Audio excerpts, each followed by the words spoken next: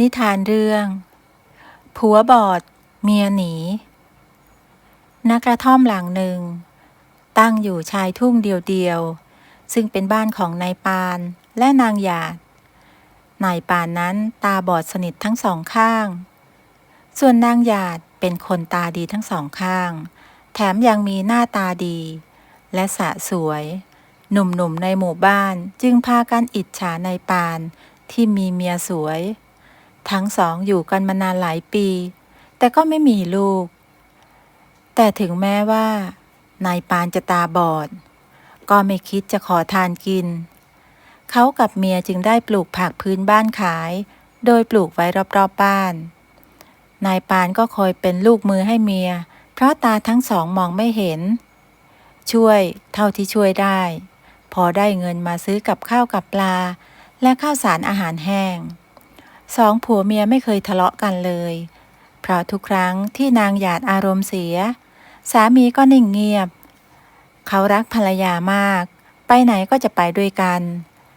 อย่างวันนี้ก็ได้เวลานำผักไปขายที่ตลาดในหมู่บ้านนางหยาดก็นำรถเข็นเก่าๆที่มีมาขนผักที่มีอยู่ไม่มากนักแต่ในรถเข็นจะต้องมีที่นั่งสำหรับสามีของเธอเสมอเช้าวันนี้อากาศสดใสชาวบ้านต่างก็พากันจับจ่ายซื้อของภายในตลาดเล็กๆในชุมชนใครมีอะไรก็เอามาแลกเปลี่ยนกันสองผัวเมียร้องขายผักตามปกติในขณะที่นางหยาดร้องขายผักอยู่นั้นก็มีสายตาลับคู่หนึ่งจ้องมองเธออย่างไม่กระพริบตาเขาคนนั้นก็คือชายหนุ่มต่างถิ่นที่บังเอิญผ่านมาทำธุระแถวนี้เมื่อได้ยินเสียงหวานๆของแม่ค้าตาคมคนนั้นก็ถึงกับต้องเหลียวหลังและแอบมองอยู่ในที่มุมมืดผู้หญิงอะไรสวยงดงามในตาหวานหยดเขาชักอยากได้เธอมาครอบครองเสียแล้วชายหนุ่มคนนั้นจึงคิดหาวิธีเพื่อจะเข้าถึงหญิงสาวที่เขาปรารถนาจึงแกล้งทำทีเข้าไปซื้อผักในขณะที่ยื่นเงินให้แม่ค้าก็ส่งสายตาหวานหยดทำให้นางหยาดใจเต้นตุบๆเมื่อเห็นชายหนุ่มรูปงามมาส่งยิ้มให้และยังแอบจับมือเธออีกต่างหากเมื่อซื้อเสร็จเรียบร้อยชายแปลกหน้าคนนั้นก็ไม่ได้ไปไหนไกลยังคงนั่งอยู่บริเวณนั้นมองดูแม่ค้าตาคมขายผักต่อไปโดยไม่ได้สนใจสามีที่นั่งอยู่ข้างๆเมื่อขายผักหมดแล้วนางหยาดก็เตรียมเก็บข้าวของใส่รถเข็นและจูงสามีตาบอดขึ้นไปนั่งประจำที่ก่อนจะเข็นรถเข็นไม้เก่าๆออกจากหมู่บ้านเข็นไปก็เหลียวหลังไปเนื่องจากว่ามีชายหนุ่มแปลกหน้าคนนั้นเดินตามมาตลอดแต่แทนที่นางหยาดจะเกรงกลัวว่าเขาจะมาดีหรือมาร้ายเธอกลับไม่กลัวอะไรเลยและยังส่งยิ้มให้เขาเหมือนจะผูกมิตรอีกด้วยชายดังกล่าวก็เดินตามไปจนถึงบ้านแต่ก็ไม่ส่งเสียงใดๆนายปานผู้เป็นสามีจึงไม่รู้เรื่องเมื่อถึงบ้านนางหยาดก็นำสามีเข้าไปในบ้านและเก็บข้าวของลงจากรถเข็นนำรถไปเก็บตามปกติระหว่างนั้นชายแปลกหน้าก็นั่งอยู่ที่ขอนไม้หน้าบ้านดูหญิงสาวเจ้าของบ้านทำโน่นทำนี่ซึ่งสาวเจ้าของบ้านก็เต็มใจไม่ไล่ชายแปลกหน้าไปแถมยังตักน้ำฝนใส่ขันให้เขาดื่มอีกเมื่อหุงหาอาหารเช้าเรียบร้อยก็จัดสำรับให้สามีกินตามปกติกินเสร็จก็นำสามีไปนอนที่เปลยวนซึ่งเป็นที่ประจำของเขาและก็มีวิทยุทรานซิสเตอร์เล็กๆไว้เป็นเพื่อนให้สามีได้ฟังข่าวและฟังเพลงแก้เหงาส่วนชายหนุ่มแปลกหน้าก็มานั่งมองเธอทุกวันจนตอนนี้จิตใจของนางหยาดเริ่มหวั่นไหวน้ำหยดลงหินทุกวันหินมันยังกร่อนแต่จิตใจอ่อนๆของเธอเป็นเพียงเนื้อก้อนเดียวชั้นไหนเลยจะทนไหวนางหยาดเริ่มตีตัวออกห่างสามีแล้วไปคบหาชายแปลกหน้าที่เพิ่งรู้จักกันเพียงไม่กี่วันโดยไม่รู้เลยว่าเธอกำลังหลงเดินทางผิดนางหยาดทิ้งให้สามีอยู่บ้านตามลำพังจนเย็นเธอก็ยังไม่มาหุงข้าวหรือทำกับข้าวอย่างที่เคยเขาเรียกหาภรรยาจนคอแห้งก็ไม่มีเสียงตอบรับ ครั้นจะหุงหาอาหารเองก็ทำไม่ได้ในตอนนั้นนายปานหิวข้าวมากเพราะตั้งแต่เช้าภรรยาไม่ได้นำสำรับไว้ให้เขากินเลยจึงพยายามใช้ไม้เท้าคลำไปที่ครัว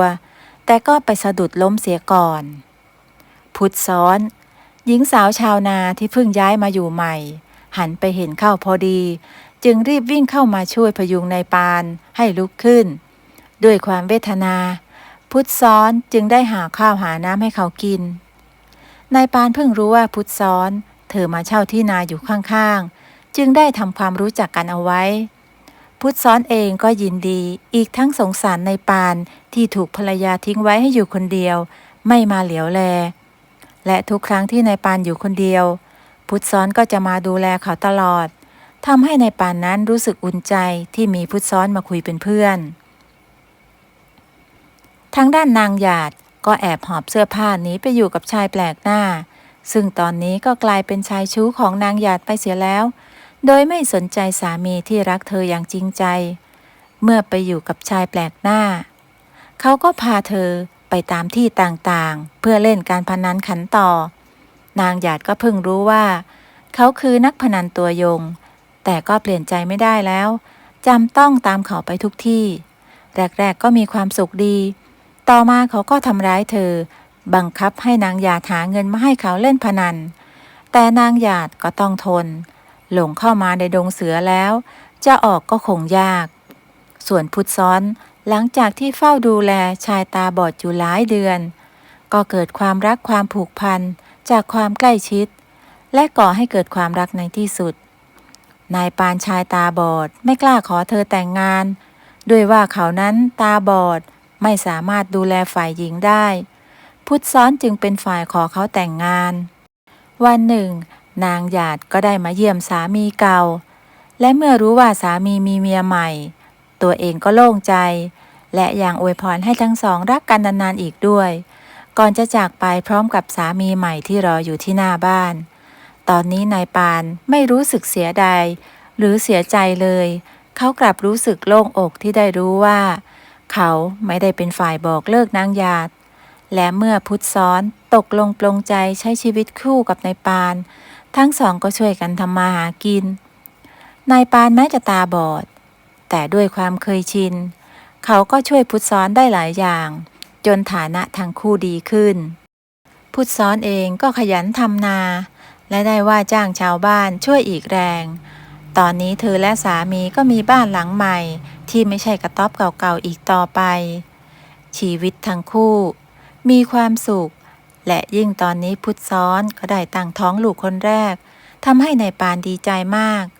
เป่าประกาศไปทั่วหมู่บ้านว่าตนเองนั้นจะมีลูกแล้วชาวบ้านต่างก็พากันยินดีกับทั้งสองทำเอาพุทธซ้อนอายจนหน้าแดง